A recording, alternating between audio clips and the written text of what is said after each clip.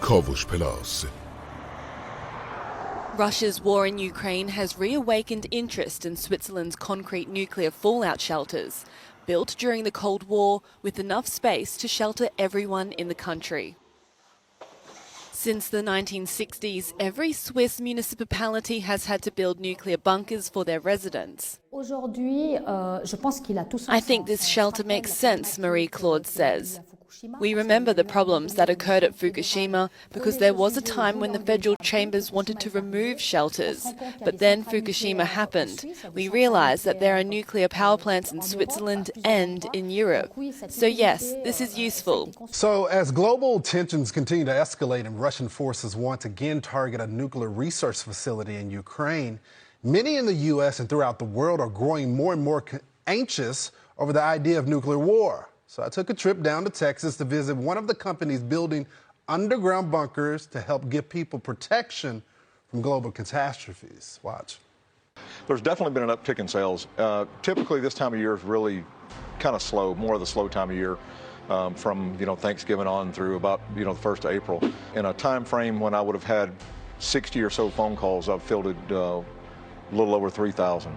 And when people call you, what do they say? A lot of people already, have already had it in their mindset. They'd already investigated, or they thought it was a neat idea, or they'd seen it on TV. In a city with a long and traumatic war history like Berlin, you don't have to look far to find old bunkers. In 1977, this subway station was constructed as an atomic bunker to protect 3,500 people from a possible nuclear attack by the Soviet Union. Behind this door, the Cold War seems still very real. Every people who come in here should get a few things which he needs or she needs. 2 rolls of toilet paper for 2 weeks, a piece of soap, a towel, and a bowl and a cup. The bunker was designed so people would have enough oxygen, water and food for 2 weeks, hoping the worst radiation would be gone by then. For decades, the government maintained hundreds of these bunkers. And since 2007, nobody's spending a cent anymore because we believed in Germany the threat is over. Not many in Germany had expected just a few months ago that something like this would possibly be needed again. An underground emergency kitchen well hidden behind thick concrete walls. But with the threat from Russia becoming more real in people's minds, some here realize the country is not ready.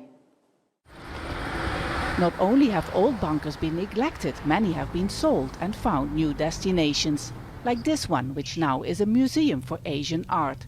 Others have turned into galleries, nightclubs or private houses.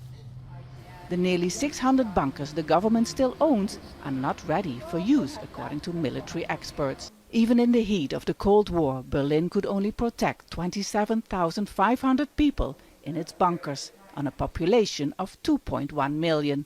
So the government's plan to upgrade them is seen as a way to reassure its citizens, rather than aiming to offer protection for everyone. بیشتر بدانیم.